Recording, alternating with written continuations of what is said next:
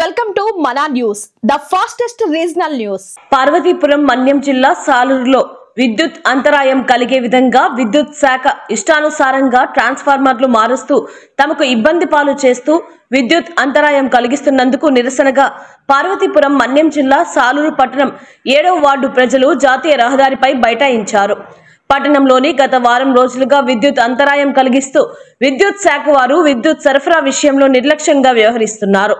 శాఖకు సంబంధించిన అధికారులు కొన్ని నెలల క్రితం విద్యుత్ వాడకం దృష్టిలో పెట్టుకుని ఎక్కువ కెపాసిటీ గల ట్రాన్స్ఫార్మర్లు ఏర్పాటు చేయడం జరిగిందని, ఇటీవల వాటిని తొలగించి తక్కువ కెపాసిటీ గల ట్రాన్స్ఫార్మర్లు ఏర్పాటు చేయడంతో ప్రజలు నిరసన వ్యక్తం చేస్తూ ఆందోళన చేపట్టడం జరిగింది.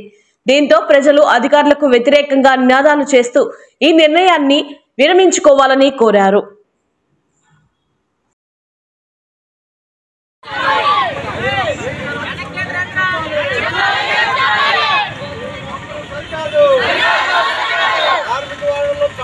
మార్చొద్దు